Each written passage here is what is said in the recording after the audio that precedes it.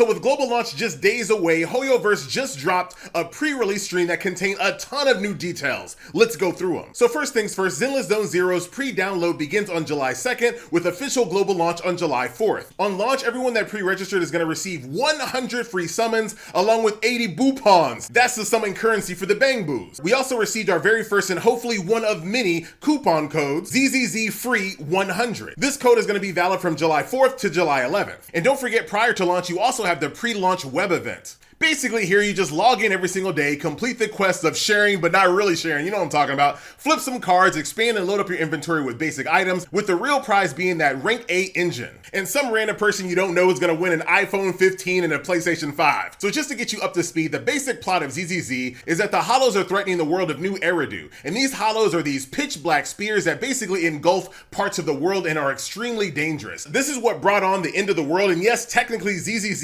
is a post-apocalyptic game.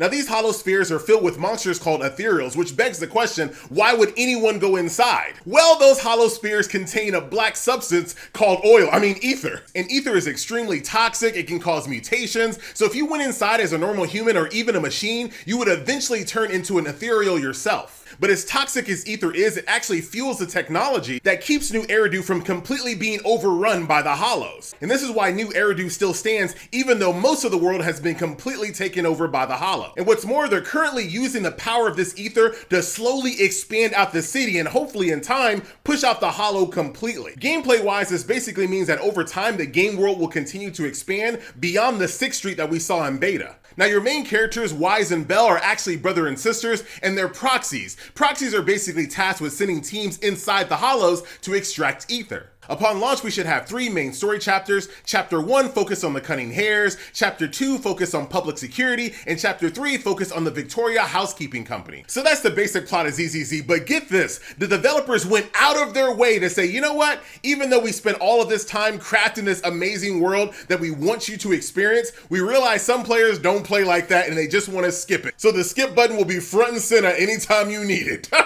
And you guys know HoYoverse, even though the game isn't out yet, the drip marketing has already begun. So they've already started showing off new units that we didn't see in beta. The Faction Section 6 shows off a brand new pink hair waifu in an archer unit. The Criminal Investigation Special Response Team, who just added Zhu Yan in closed beta 3, adds a new spear waifu and an older furry waifu with a kunai and a riot shield husbando. In a brand new faction not seen in beta called the Sons of Kaladin. This faction includes 2 waifus, the first one being a character named Piper who uses a 2-hand hammer, and so far my favorite, Lucy, who uses a spike back and has this biker aesthetic with a plaid skirt to boot. Both units of this faction will be available on launch, and as far as their gameplay style, Piper seems to use kind of like a rage-based system that builds up over time that can be unleashed for heavy damage, and Lucy is a support unit that uses guard boars that provide buffs to the entire team. The other factions seem unchanged for now, but they did tease a new, not yet named faction called the Virtual Idols. Dang influences! So back to gameplay, I was really happy to hear that the combat devs were really focused on making combat feel as visceral and impactful as possible without resorting to gimmicks like screen shake and over-the-top special effects. So combat in ZZZ has never been one of my complaints, and if you want to know more about how the combat system works, you can check out my previous coverage of ZZZ right here.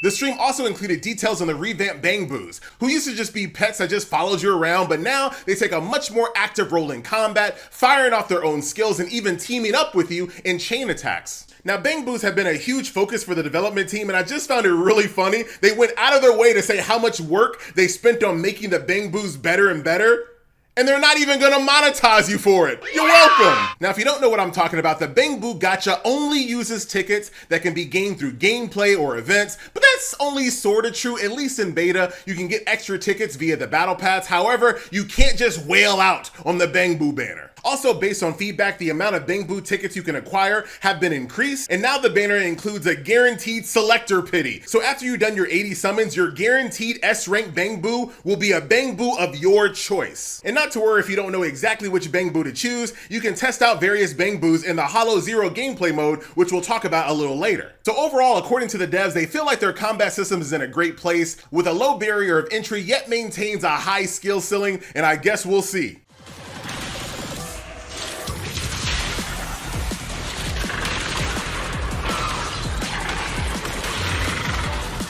Now let's talk about the actual game world. Apparently, what we saw in the last closed beta was only half of what we will see in the game release, bruh. So one of my biggest complaints in beta was just how limited the game kind of felt. You had 6th Street, which was your main hub, and you just basically spawned instances off of 6th Street, came back, go to instance, come back. Now, if that was only half the size of the official release client of the game, I cannot wait to see what areas like Lumina Square bring to the game beyond 6th Street. And it seems not only did they add new areas, they also fleshed out the previous areas as well. You can see here in the footage, you can kind of explore around and find hidden chests throughout the world. That also extends to your home base as well, that now has a 2nd floor bedroom where you can send those late night texts you ain't got no business sending. These interactions will allow you to build agent trust over time and allow you to invite agents to hang out and go on dates. Currently, you can romance any agent that's made an appearance in the main story. So why build trust with these agents in the first place? Well, as you build trust with these agents, they can actually trigger special events inside Holo Zero, where your trusted agents will provide exclusive upgrades and buffs. And that's just one aspect on how the Holo Zero gameplay mode has improved. Holo Zero is basically your weekly roguelike gameplay mode. So in addition to buffs that you normally find in roguelike gameplay modes, your trusted agent's gonna pop in and provide unique buffs as well.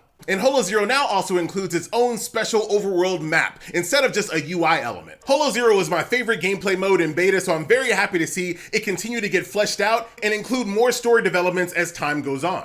Now, throughout this entire event, they ain't talk about the TV puzzle gameplay mode at all. Now, do keep in mind, as of closed beta 3, they did reduce the amount of time you're gonna spend in this TV puzzle gameplay mode. They've even added quality of life to make the time you do spend in that gameplay mode even faster. But what I found very interesting is that they said that over time is that they may update the original game to more closely resemble rally commissions, due to the fact that rally commissions just provide a smoother, more continuous stage experience. Yes, thank you. And even for fans of the TV puzzle system, you gotta admit, it's kind of jarring going back and forth from combat for 10 seconds to TV, from combat to TV and back and forth. So while we don't have a timeline on when the OG game will be updated to better reflect this new philosophy, I would assume that future story updates beyond launch are gonna be crafted in this rally commission style, but I also just made that up.